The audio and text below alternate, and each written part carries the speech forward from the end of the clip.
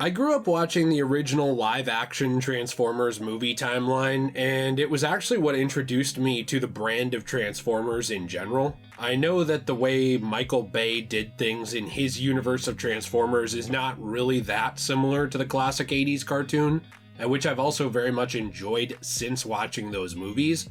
But I have a lot of fond memories of watching these movies growing up, especially with my dad. This is actually one of the first movies we ever went to together. He actually was not a big movie theater person, and, you know, the idea of going and watching a bunch of big cool robots fight each other, I think, probably got him in the seat, along with a lot of the general audience. And I remember my dad was choosing between seeing the Live Free or Die Hard movie and something else. And he chose Transformers because I think he thought it was probably more appropriate for his overly impressionable son, who had already gotten in trouble for pretending to be Power Rangers in Sunday school and hitting another kid.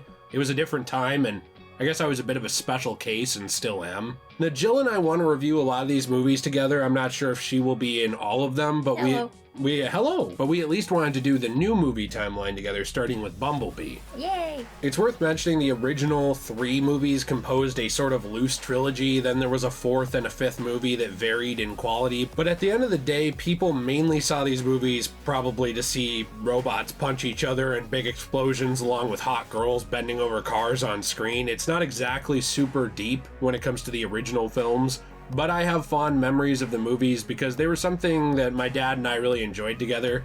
Now, Bumblebee actually hit me in a little bit of the feelings department because in a lot of ways when this movie was in theaters, I had really wanted to see it with my dad, but he was going through chemotherapy and was not actually strong enough to go to the theater.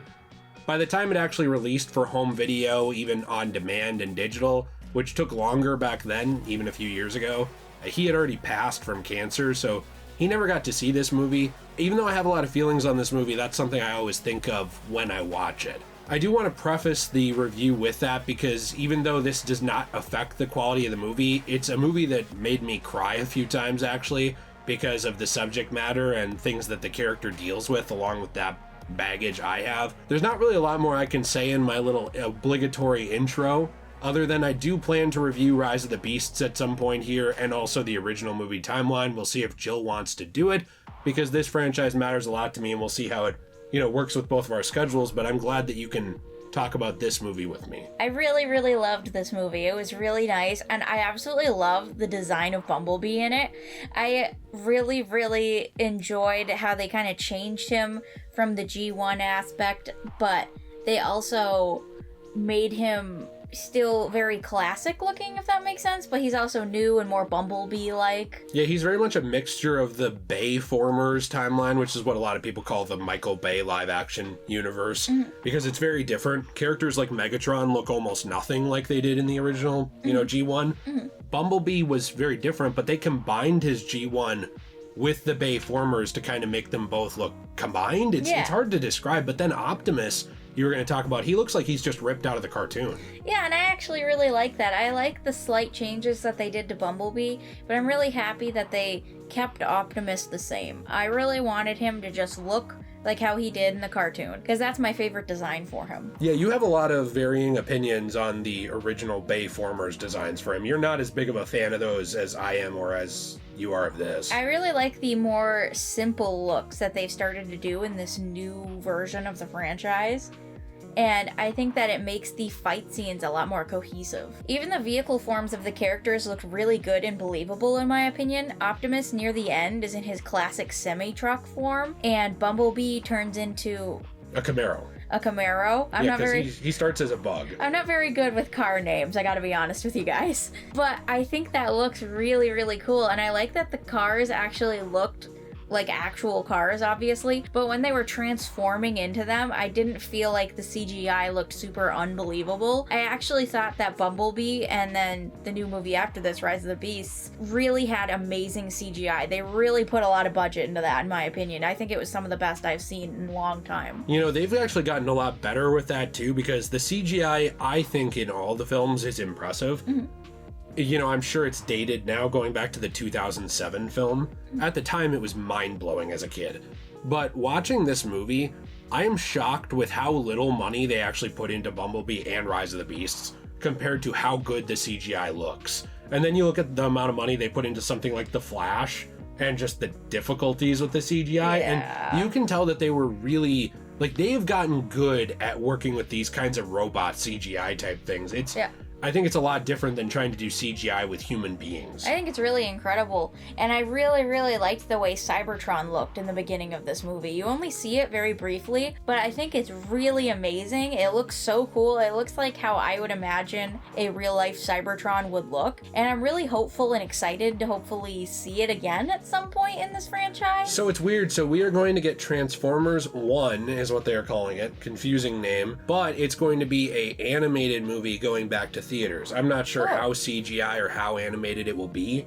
That is a movie about Cybertron. Oh, okay. What I don't know yet is if it's in this timeline. Okay. But I think for a live action Cybertron, which is really more just still computer generated, it looked amazing. I mean, seeing the war on the planet, it reminded me a lot of a couple different things. It reminded me a lot of what the G1 cartoon would look like if you were seeing it in real life. Yeah. But they convey a lot of desperation in the beginning of this movie. You know, when Optimus, he's trying to get his troops off of the planet, and he's trying to protect the Autobots and stuff, it actually is really, I don't want to say stressful, but it feels like high stakes. Yeah. Even though we've already seen portions of this war before. And it feels like Bumblebee is kind of like his last hope for getting these people off the planet safely. Yeah, I thought that was really cool. And, you know, you get to see some flashbacks later in the movie of Bumblebee looking back and, you know, seeing more of what was happening when he was looking out of the ship's viewport and seeing when he starts to get his memories back. Yeah, I think that was really interesting and very well done. And what you said about the feeling like it was like the cartoon but put into live action, I really enjoyed that. That's what I was hoping for going into these movies, as I was hoping for the cartoon to just be put into live action but have a little bit more heart, if that makes sense, like a little bit more hopefulness, a little bit more like deep storytelling. The G1 fans have gotten just very upset, but the G1 cartoon, at least for the first few seasons, and even with decisions made in the movie, let's be honest with ourselves. They were mostly to sell toys. As fun as it was and as interesting as it was, a lot of the characters that were killed off in the Transformers G1 movie, they were killed off because there was a push with Hasbro to sell new Transformers toys. That's funny. So instead of having 500 Autobots running around at the same time, they were like, we need a new leader for the Autobots. We need new, you know, higher ranking Autobots. We need a new villain. We need more factions. That's the kind of stuff they were doing. They made those decisions because of that. Something I really like about this movie is that even though you can tell they made this movie to reinvigorate interest in Transformers, it doesn't really feel like it's making plot choices to sell toys. Yeah. No one feels like they're being killed off to sell a toy or anything like that. It felt like it was making choices to make the old fans of these characters happy. Yes, which is something Bayformers did not do. They killed off Autobots every other second. They made you upset. Yeah. I love those movies, but they didn't really seem designed to make G1 fans happy at all. I really enjoyed the fact that this movie had a lot of very interesting themes, and it felt very Iron Giant-y. I think that they put a lot of heart and love into it, and they make you really feel for Bumblebee and the main character, whose name is Charlie. So I'm really excited to kind of talk more about that later on in this video and some of the deeper themes and meanings that I got out of this movie. But I did want to mention that the fight scene in the beginning with Optimus Prime on Cybertron was really cool. I really like that the Transformers are easy to follow, if that makes sense, in this movie. It's not like a bunch of metallic limbs all over the screen where you can't really tell whose body part goes to who. Like, you can actually tell what's going on in the fight scenes, and I find them to be very interesting and fun. Yeah, and I don't want to get too far. We had a whole 3 paragraphs written about the original movies. I don't want to go too far into it. But I do want to say that without jading your perception of the originals, because I hope you enjoy them like I do, there are points where you can't tell what's going on very well. Maybe it's better on 4K. I've only ever watched them on Blu-ray at maximum. But back when these were on DVD quality, which is mainly how I watched them as a kid, there was a lot of problems of telling, is that Megatron's arm? Like, what is that? Who is this? Who hit who here? Is this Optimus Prime's penis? Yeah, exactly. They were not very perceptive of how are the audiences going to perceive this fight. When you look at something like Transformers, the problem was all of these busy character designs, all of the moving environments. It's all CGI. It's not always just taking place in one standing still spot. When they got to these movies, it seemed like they were looking at G1 and they were thinking, okay, well, you can tell what's going on in G1. I think they fixed a lot of their mistakes that they made in the original universe. Yes, like they looked at it and they said, well, okay, if you can't really tell who's who, maybe we should just make Bumblebee yellow. And that's it, not yellow and gray and this, and he's mostly gray with yellow highlights. Maybe he's just mainly yellow with some gray. I really like how colorful all of the Transformers are now. I love the big, beautiful, bright colors. That's, to me, something that I found really fun on the original toys. That's what drew me to them when you started telling me about Transformers, is I thought, oh my gosh, these are so cute. Look at all the pretty colors. Haley Steinfeld is quickly becoming one of my most favorite actresses right now. And I really loved her performance in Across the Spider-Verse and Into the Spider-Verse. She plays Gwen Stacy. And in this movie, she plays Charlie, one of the main characters, and she is very likable and amazing. I just love her so much. She is going through a lot in her life. Her dad just died. It was a really tragic incident, and she never really came out of her shell after that. She stopped doing all of the things that she enjoyed, like diving and really, she just retreated into working in her garage on the car her dad and her worked on. And I also think, too, there's a lot of stuff with her parents that's weird. So her new mom's boyfriend is a very nice guy. He's very much trying, but he's a bit of a doof. But he's trying to connect with this kid without being a weirdo. But it did seem like he kind of came into their life a little quickly. Right, which also wasn't his fault. It seems like her mom started dating again too soon, and it seems like he didn't understand the severity of it. Yeah. But like Charlie's little brother is so young. You know how young kids are. Yeah. They're more able to bounce back from things. Yeah. Whereas when you start getting into 10, 12, 14, 16, in that age range, you are understanding more what death is. You're understanding, oh, my dad's gone, I'll never see him again. Yeah. So you can kind of see in this movie the family dynamics, how different her brother has responded to that grief than she has. I think this kind of makes her one of the most easy to empathize with and understand human characters in all of the Transformers movies. Charlie was really looking for something important in her life. I think she was just kind of sitting around waiting for something to happen to her. And that's something that I really like about this movie, is that Bumblebee came into her life, kind of turned it on its head, and made her be able to become a better person and grow up. She starts out in this movie as 17, and she is 18 by the end of it. Well, she's 18 within 15 minutes, basically. That's true. She's 18 within like 15 minutes of the movie. And she's still kind of in this rut, and she's not really able to move on from what happened. And I would say by the end of the movie, she has developed into a fully grown woman who has ideas and is ready to move on with her life and goals. Yeah, she's gone from this person who's really broken and in her shell to someone who still has problems and is still human. She's not just automatically fixed, but she now knows she can make friends. Yeah. She now knows she can connect with other people, and that she was kind of hurting herself the way she was dealing with it. She knows that she's special now, too. Right. And, you were going to talk a little bit about the other human character, the other main human character, Memo, which is actually his name. I liked Memo. My thing with him is I feel like he didn't get very much development, really, in the movie. He was just kind of there, I think, for levity, and he was there to show that Charlie can also make friends with humans. And they had like a kind of cute dynamic where he was really into her and she was kind of into him, but she's still damaged and not ready for a relationship yet. But it seemed like they were going towards that. Yeah, it seemed really like there was a lot of room to explore things like that in the sequel. Not that I really need a bunch of human relationships in the Transformers movies. I'm mainly there for Transformers.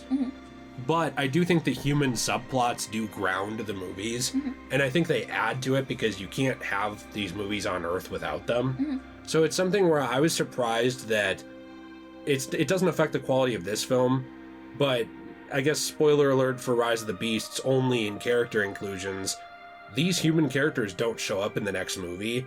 It seems like they were being built in a way to show up again. So It did seem like that. So I'm wondering if they will. I was very disappointed that Haley Steinfeld's character didn't reprise her role in the new movie. And the new movie is set, I think, 7 years later, so she would be about 25 years old. I feel like she could have fit into the plot in that movie really well, but I'll talk about that in that review because I've got some ideas. I do have one little thing to say here. There's a bullying subplot in this movie, which is psychotic and weird. It is really psychotic and weird. Have you noticed how every movie makes bullies into basically Hannibal Lecter? Yeah. They're just like a nut job. Yeah. And it's like, bullies suck. Don't get me wrong, there's probably someone in the comments who's like, I was bullied and my bully almost murdered me. I'm not saying there aren't bullies that are psycho, but as someone who went through some pretty extreme bullying, there's still a lot of the times a little bit of a line with bullies. You know, they're still kids. They're not Ed Gein. No. So it was weird to me how far the bullying thing was taken in this movie, where it was like, they're making fun of her dead dad and stuff like that to her face in front of a crowd of people, and no one cared. I mean, I know kids can be cruel, but there was almost a level of the dialogue here where it felt like somebody who wasn't bullied wrote the bully characters. Yeah. And I was kind of like, dude, I'm sure someone would say this, but this is pretty far. I mean, it's even more psychotic when you really get into the details of it. If you look at that scene, Charlie didn't want to dive into the water because that was something she pretty much exclusively did with her dad. It was really special to her. And this boy was trying to pressure her into diving into the water, and she decided she didn't want to. So instead of respecting that decision, these two girls come up to her window and make her roll down the window to talk to her and say like, oh, are you too scared to dive into the water? Is it because your dad's dead? Yeah, basically And that kind of thing. Then It was they weird. psychotically laugh. But it was also weird because the insult didn't make any sense. And then on top of that, the character motivation felt weird because why would they even do that? Because those girls wouldn't want her to dive anyway because that one girl was trying to impress the boy. Yeah. So it really only helped her. So obviously you mentioned the diving subplot. I like that they did tie that into the movie. It was a little contrived, I guess, that she, randomly would have to dive at the end of the movie, but I thought it worked really well with who this character was to show how far she grew. Yeah, I really liked that actually. It really felt like, a kind of like a metaphor where she's diving into the water and she becomes a new and better person. This is a coming of age story in a lot of ways, and I think it's kind of showing in the end that she went from someone not willing to stick her neck out for anyone anymore, not even herself, to someone willing to sacrifice her life basically for the greater good.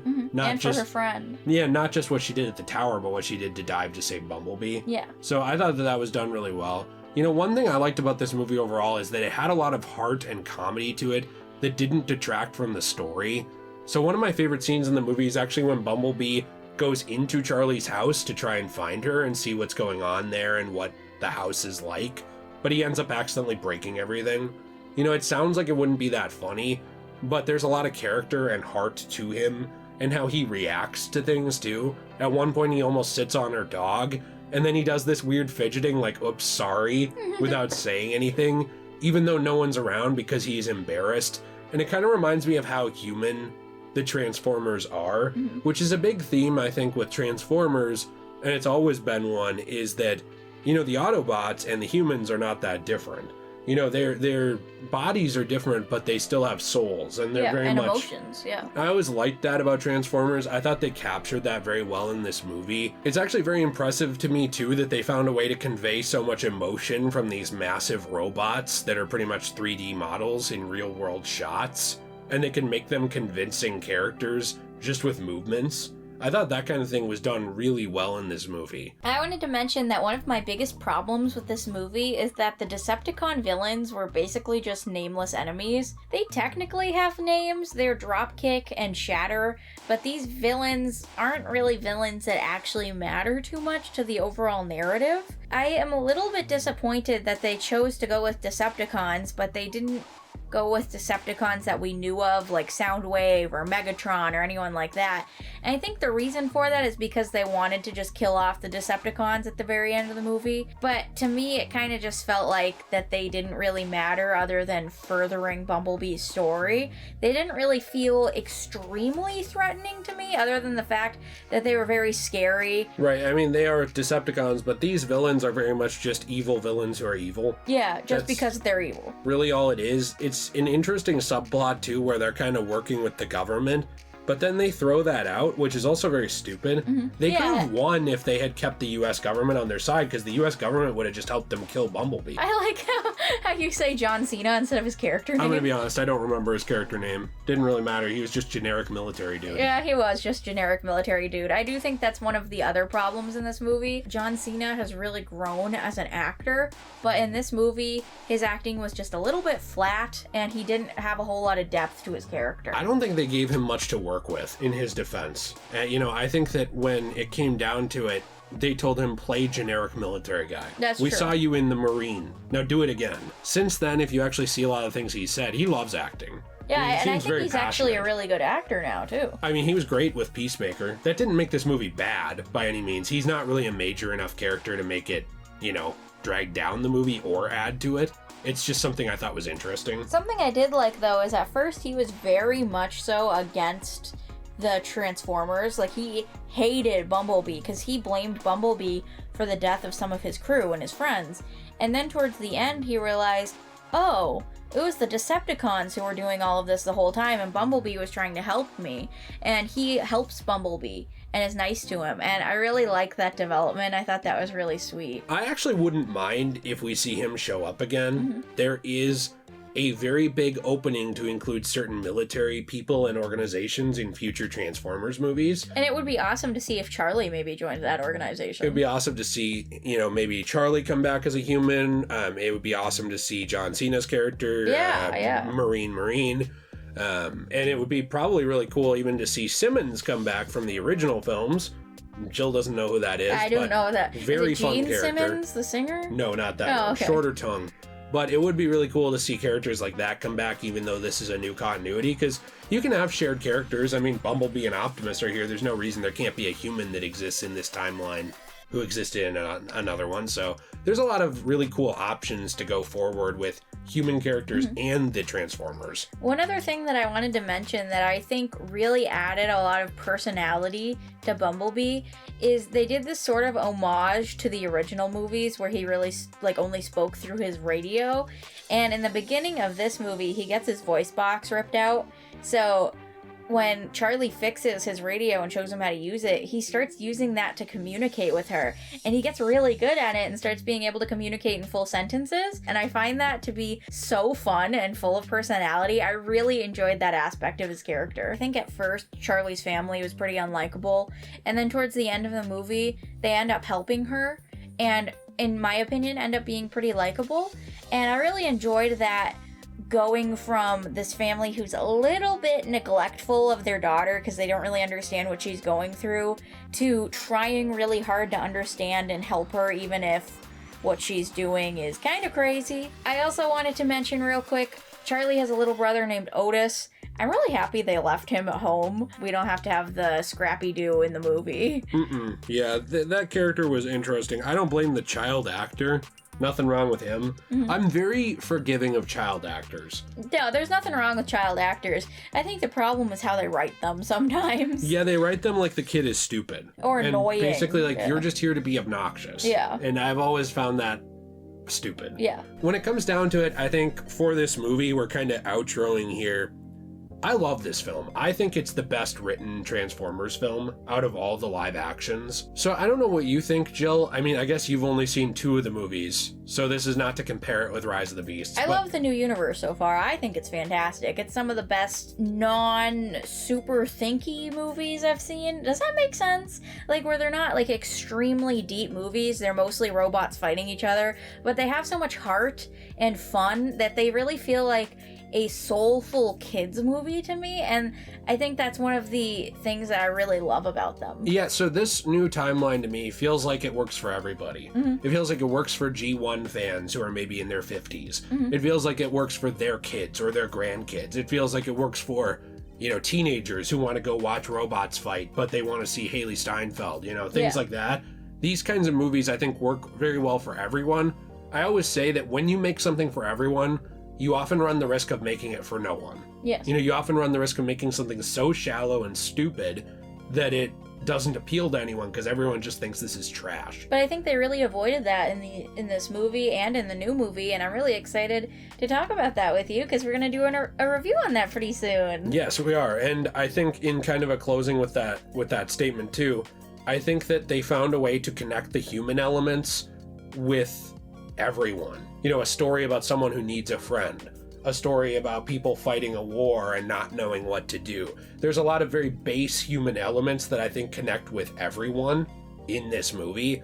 And I think that that's kind of how you have to do these sorts of things in order to actually get them to be something that's beloved. So yeah, I'm really happy that we watched this movie together. I really enjoyed it a lot, and I really enjoyed Rise of the Beasts a lot, so I'm really excited to talk about that more in our next video. So if you want to see more movie reviews, be sure to leave a like and subscribe for more content. We have a whole playlist of them. We also have some really awesome links in the description. We have things like enchantedglamour.com, where I actually have a new masculine collection that I'm working on, where I make bracelets and earrings and necklaces that are more masculine toned for people who are more into that sort of thing. And I think that's really awesome and cool. Right now I have one bracelet up called the Terminated bracelet, so definitely go check that out. You also make comic book resin pieces from recycled comic books that were going to go to landfills and be thrown away by different companies, decorative and useful house items. And you know what? We also might be playing a Transformers game on the Degenerate Plays Let's Play channel at some point in the future. So if you're interested in watching us play a Transformers game on the Degenerate Plays Let's Play channel, definitely go over there and subscribe and check it out. We hope you have a fantastic day, and as always, everyone, Stay shui!